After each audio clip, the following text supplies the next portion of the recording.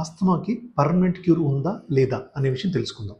So ఈ as on date bronchial asthma కనుక మీకు ఎఫెక్ట్ అయ్యి ఆల్రెడీ ఎగ్జిస్టింగ్ సిమ్టమ్స్ ఉన్నాయి, డయాగ్నోస్ అయిపోయింది అంటే స్పైరోమెట్రీ చేసాము, డయాగ్నోస్ వచ్చేసింది అంటే దానికి పర్మనెంట్ క్యూర్ లేదండి.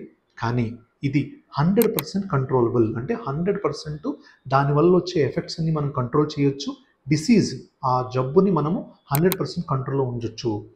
ఎందుకని మనకి కంట్రోల్ లేదు, ఆ క్యూర్ లేదు ఈ రోజుకి అంటే అది బ్రాంకియల్ ఆస్తమా అనేది ఒక complex interplay between genetic and environmental factors. అంటే మీ జీన్స్లో ఉన్న ఫ్యాక్టర్స్ని బయట మీరు ఎన్విరాన్మెంటల్లో ఎక్స్పోజ్ అయ్యే ఫ్యాక్టర్స్కి రెండింటికి మధ్య ఇంటర్ప్లే, అంటే రెండింటికి మధ్య ఇంటరాక్షన్ వల్ల వస్తుంది. మెజారిటీ ఆఫ్ ద పేషెంట్స్కి ఆస్తమా అనేది జెనెటిక్స్గా అంటే ఫ్యామిలీ హిస్టరీ బట్టే వస్తుంది. ఫ్యామిలీలో పెద్దవాళ్ళకు ఉంటే మనకి ఇన్హెరిట్ అవుతుంది. సో మళ్ళీ మీ ఎన్విరాన్మెంటల్ ఫ్యాక్టర్స్ ఏదైతే మీరు ఎక్స్పోజ్ అవుతారో వాటికి ఇంటర్ప్లే ఉంటుంది. ఈ రెండు కాంప్లెక్స్ ఇంటర్ప్లే వల్ల వస్తుంది కాబట్టి దానికి పర్మనెంట్ క్యూర్ ఈ రోజు వరకు లేదు. కానీ చాలా మెడిసిన్స్, ఇన్హేలర్స్ కానీ బయోలాజికల్స్ కానీ ఇలాంటి మెడికేషన్స్ హయ్యర్ లెవెల్కి వెళ్ళే కొద్దీ మీకు almost near to complete resolution, అంటే 100% డిసీజ్ కంట్రోల్ అయ్యే వరకు మాత్రం మనం చేయొచ్చు ఆస్తమా గురించి.